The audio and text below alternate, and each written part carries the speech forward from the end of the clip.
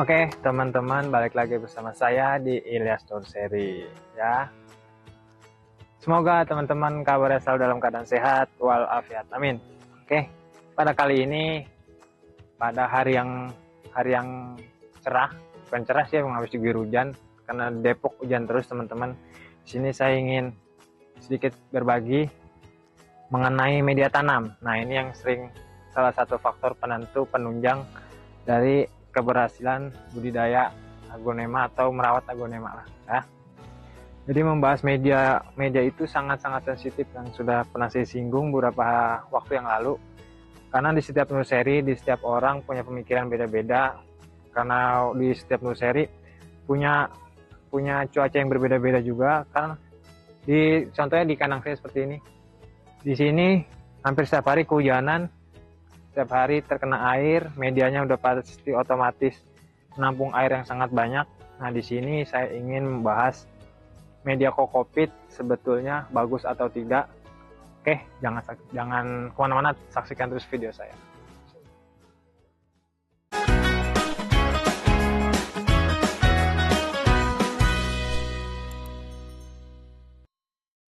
Oke, teman-teman, sekarang kita masih membahas tentang media, khususnya media kokopit. Kenapa? Karena di kandang saya ini kan kebetulan nggak pakai tutup atau plastik UV untuk biar air itu nggak turun. Nah, di sini karena yang kita tahu pada umumnya itu media tanam dengan menggunakan kokopit sudah pasti akan menyerap air yang sangat banyak. Nah, ini teman-teman tuh. Ini aja ini berat banget teman-teman, ini sekilo lebih karena ini menggunakan full kokopit.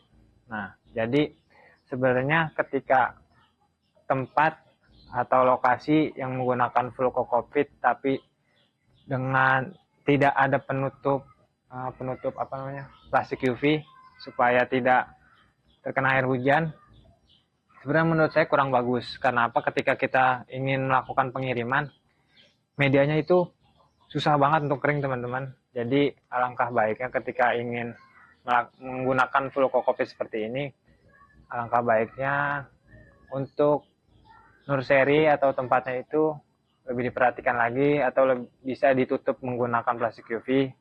Nah, jadi kita langsung aja membahas medianya. Kita bakalan cek. Ini belum kita bongkar. Ini sebenarnya bagus atau enggak penggunaan si media full kokopit. Jadi kita bongkar aja. Oke, gimana pertumbuhannya. Nah, ini teman-teman. Nah, ini teman-teman, ini adalah contoh akar dari aglonema red stardust. Ya, ini tuh barang imporan dengan menggunakan full kokopit, akarnya putih bersih. Sebenarnya untuk penggunaan kokopit ini itu sebenarnya bagus, teman-teman, karena bisa menahan air itu dengan jumlah kelembaban yang sangat bagus. Tapi yang sangat buruknya itu, nah, ini seperti ini ya, karena airnya itu yang tersimpan sangat banyak, jadi otomatis akarnya itu pasti ada juga yang busuk ya.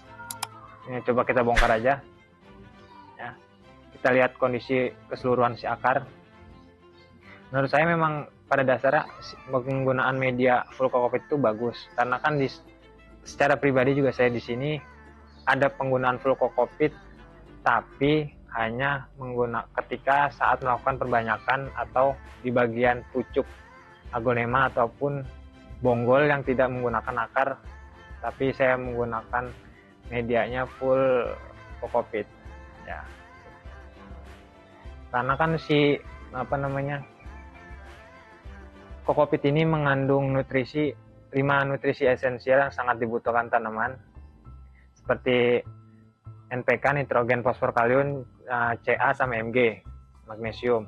Nah, ini tuh akarnya bagus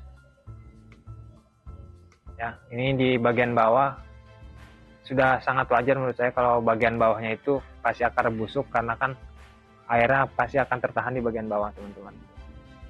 Nanti kita bongkar aja secara keseluruhan ya. Oke, nah ini setelah kita tadi bersihin, ini adalah contoh akar yang menggunakan full kokopit.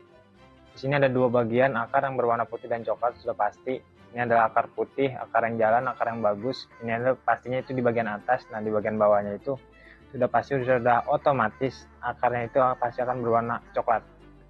Ini bisa jadi karena ini memang akar lama dan juga akarnya sudah banyak beberapa tadi yang saya bersihkan karena busuk.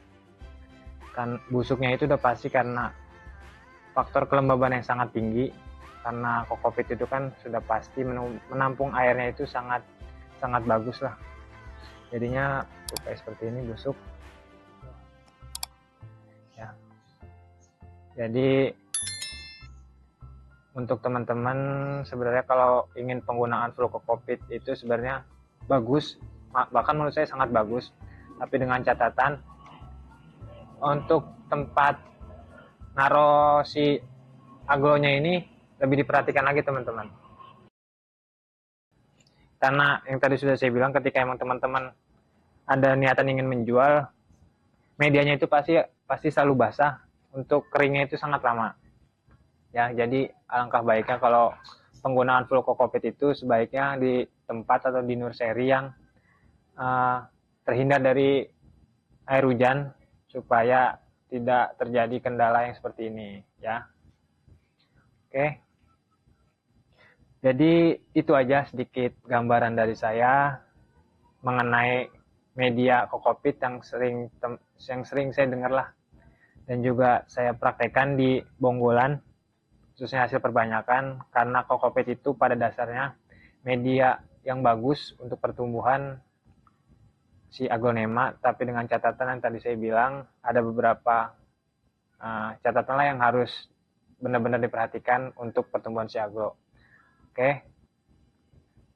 Mengenai media kokopit bagus atau tidaknya, yang baiknya silakan dipraktekkan, yang sekiranya tidak sependapat dengan saya jangan dipraktekkan teman-teman. Oke.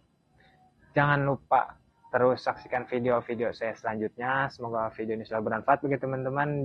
Jangan lupa di like, komen, dan di subscribe. Oke. Dadah.